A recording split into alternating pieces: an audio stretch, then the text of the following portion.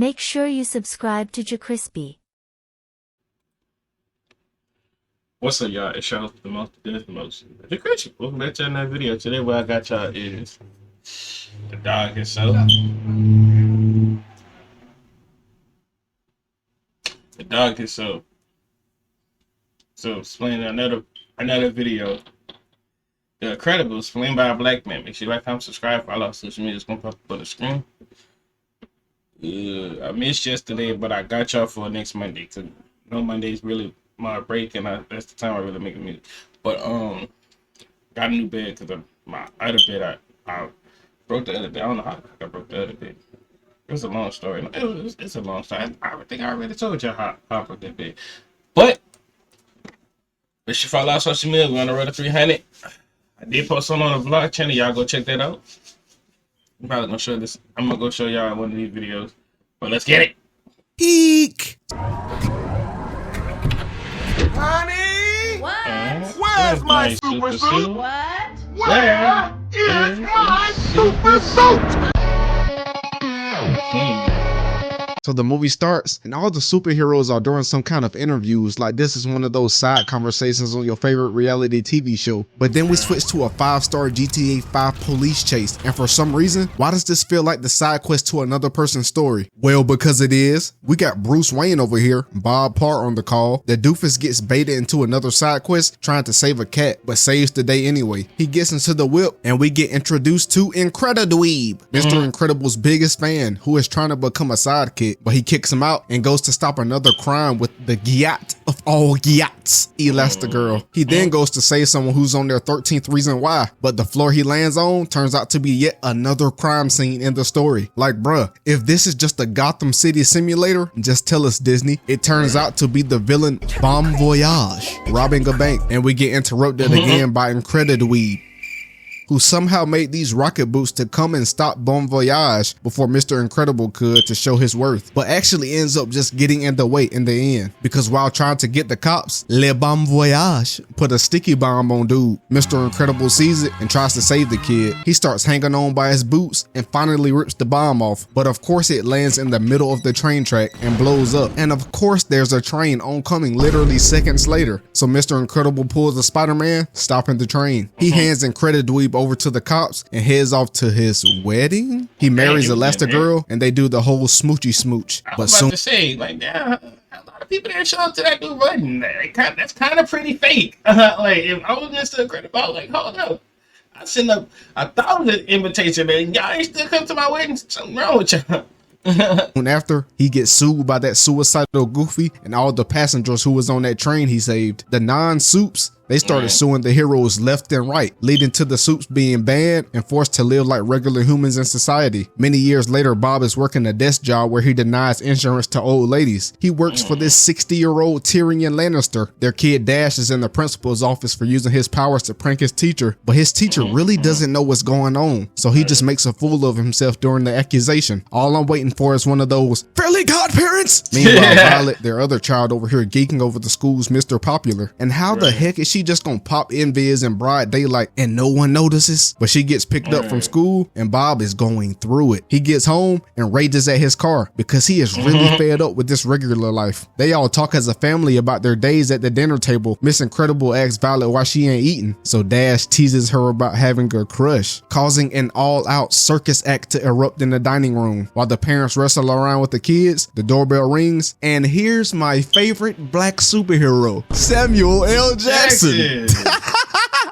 I mean Frozone. Yeah. So Bob and Lucius, aka Frozone, aka Samuel L. Jackson, head off to go bowling, but really go to secretly stop some crime. They intercept a fire call, saving a bunch of civilians from a burning building, busting through a wall in the process, falling right into the lobby of a bank. Like, what kind of timing is that? Of course, the superheroes land in a bank dressed as robbers. The irony. So the cops pull up and try to arrest them because they are the only ones in here shiestied up. Frozone freezes the cop and they escape down the back of an alley, while a suspicious lady stalks them. Bob gets home and Helen confronts dude about his curfew and finds out he's been out here fighting crime again. So they get into an argument, and the next day, Bob chokes out his uptight boss with little man syndrome and throws him through like, 1, 2, 3, 4, 5. Yeah, damn. 5 walls. Bob's done good. So, goddamn. You should be going to jail today. And goes home to reminisce about the glory days. He sees a message from that suspicious lady who was stalking them. She tells him that he was invited to a facility to remotely test a robot they've created that's gone rogue and they need him to stop it. So she gives him 24 hours to respond and the iPad blows up. He later then lies to Helen, telling her his job is sending him on some conference, but really he's accepting the gig to stop that robot and make a little extra moolah. Because you know, he got fired when he threw his boss through those 1, 2, 3, 4, 5. Yeah, 5 walls. Later the next day, Miss Mirage briefs Buddy on the mission and drops all the details on that jawbreaker with legs. So the bot has advanced AI technology, meaning it continuously learns. This caused the bot to go rampant. Now they need him to go in and do his hero stuff really fast, but without destroying the bot too bad in the process. So they shoot him down to the island. He runs off and locates the big guy, and they are really tussling. The bot ain't going though. Mr. Incredible knocked him once and he got back up on timing, socking him into a tree. Then bro turned into a homing Indiana Jones boulder and they fall into the pit of a volcano or something. Mr. Incredible ends up throwing the bot into some lava and it looks like things are up. Well, of course not, or we don't have a movie, right? The bot survives the lava and grabs Bob, but in the process of trying to rip bro in half, he actually buffs Mr. Incredible and fixes his back, and Bob grabs the bot by the head and makes it destroy itself. Meanwhile, back at the lab, we get our first sight at some true schemery because I sent so much hate in that. Surprising. We must bring him back. So they invite bro to dinner and he spots Mirage talking to the head guy after walking through a literal corridor of lava. Like, how the freak is she not seared to a crispy well done? So they get to grubbing for a bit and talk about her boss who wants to remain anonymous through this whole ordeal. They give each other some googly eyes while drinking wine. Bob goes back home and he's feeling motivated, spending time with the kids, clapping his wife, being a real dad. You know? He even started back working.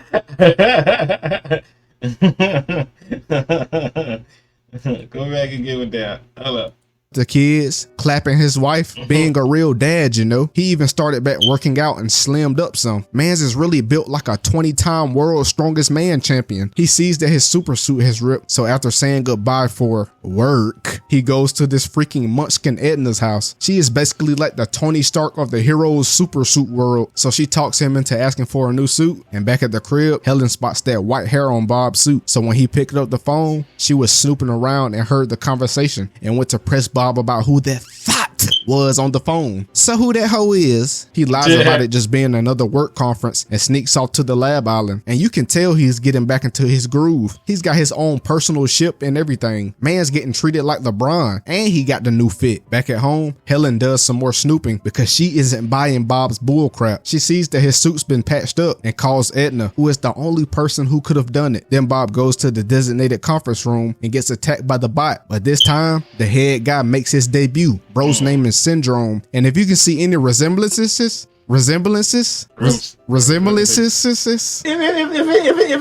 man, I cannot say this word for nothing. Yeah, this Buddy, Incredidweeb from back in the day. Bro's been so salty because he couldn't become a sidekick, so he became a genius villain inventor, creating all kinds of gadgets and selling them to the government, like this freeze time beam thingamajig. After throwing Bob like 100 yards away, he snuck away off this cliff, but Syndrome is not to be played with and sends a bomb down there to get him. Now he's in the cave and sees a skeleton of a past superhero. He hides behind the skeleton from the tracker who sent to confirm his death. Back with Helen, Edna shows her the suit she's made for the family that she had no clue were even being made. Now she knows Bob is up to something, but we see an in-depth demonstration of the suit's new abilities. It's fireproof, it's bulletproof, and each suit is tailored to each family member's specific ability. The suits also have a tracker, and that's how she's going to find Bob. Speaking of Bob, he snuck onto one of the rail cars infiltrating the lab facility, and look at this absolute dime of a throw. The crisp cracking of the skull as he hurls this beautiful rock at the guard's noggin got him He's going to the pros, no question.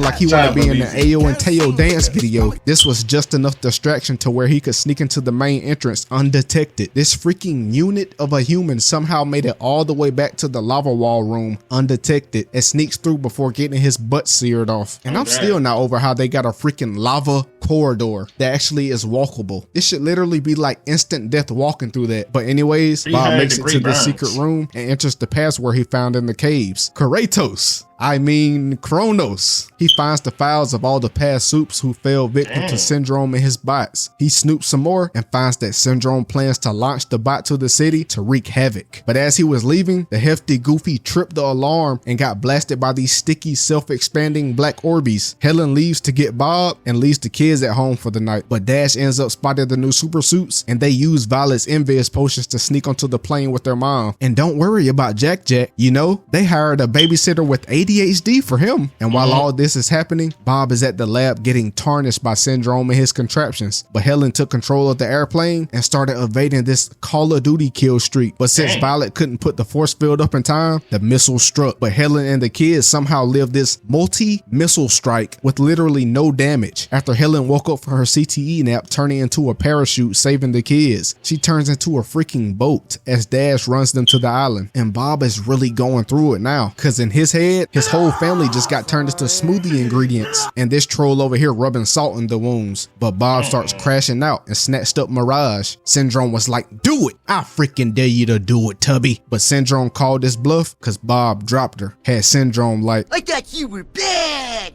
You ain't bad. You ain't nothing. Helen and the kids get to the island and camp out in this cave as she explains to the kids that their dad is in trouble and she needs them to mask up while she goes and looks for him. Now that Bob is trapped and Syndrome thinks he's killed the Incredibles, he prepares to launch his freaking jawbreaker with legs over to the city on a rocket. Helen infiltrates the base and ends up getting her legs caught between all these sliding doors. So when the guard spotted her, she made light work of these two goofies. And I know the guard back here by her leg was like, yacht! Is that a lady leg? But after knocking him out, she freed herself and knocked the other two guards out with her amazing Disney hips. Syndrome loads up his advanced bowling ball and ships him off. And the cave that Dash and Violet are in happens to be the rocket's exhaust tunnel. So they escape crispification and Helen finds out where Bob is. So we get a One Piece time skip and it's the next day. This robot bird sounds the island alarm. Now all the guards are chasing the kids. Back in the lab, Mirage frees Bob and snatches her up. And he contemplates snapping her little neck like a pretzel. Mirage tells Bob that his family survived, yada yada yada. They hug.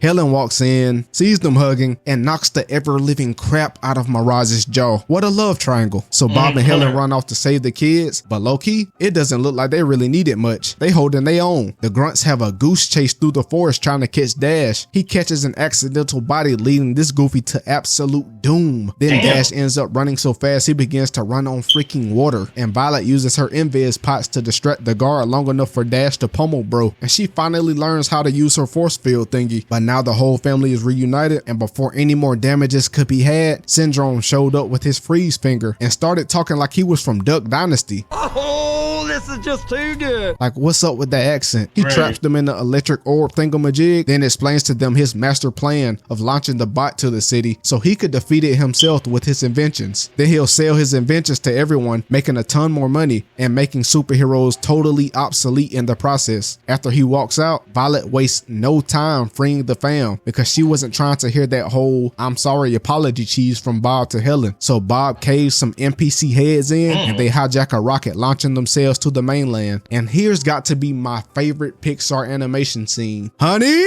where's my super suit? I said, where is my super suit? Whoever wrote these characters, yeah, they were definitely black. They captured the back and forth between a black man and his queen perfectly. So Syndrome starts saving people, and bro is really hacking for real. Literally disassembling the robot with ease. And bro done already got figured out. The robot was like, and shot bro down. Bro literally grew up into what I'm thinking is a multi-billionaire and is still pathetic. The Incredibles pull up driving a camper through the highways of the city. They make it there in a not so pretty fashion, and after some random parent smooching, the robot pulls up, dropping that thunk-da-da on Violet and Dash. But Bob stops the teabagging and gets thrown into a building. Then Frozone pulls up and they hit a 3-man weave on the bot. So Bob finds Syndrome's remote, and then we get Disney's best reenactment of the Avengers Gauntlet scene as the bot and the Incredibles fight over Syndrome's remote. They do a bunch of other stuff while playing monkey in the middle with the metal testicle. Then we get into a situation where Violet is just over here spamming buttons on the remote. Got the bot over here moving like he on 200 ping. So Bob tells Helen to hit the rocket boost button and he grabs the bot's claw. because the only thing that can hurt it is itself. So Helen times it up perfectly, giving Bob the opportunity for a buzzer beater, destroying the bot. Syndrome wakes up just in time to see the citizens glazing the Incredibles in Frozone. And you know this fool was hating. Now since they've defeated the bot, Soups are getting a better reputation in the country now. But as Helen tried to get in contact with Jack's babysitter, they get some disturbing voicemails from the house phone. When they get home, Syndrome has nabbed the baby and has resorted to kidnapping of all things. He tries to leave with Jack, but bro is like a superpower generator, going through an array of powers and escaping Syndrome. Bob throws Helen up to catch him, and Syndrome catches a car to his noggin from Bob. Now the jet engine has turned bro into ground beef. Months later, Dash wins his first sports event with ease, and Violet gets a date with her dream guy. Another villain pops up out of nowhere, named the Underminer. And here we get the resurgence of the heroes in the city. The Incredibles is literally my childhood in a nutshell. Certified banger. Yep.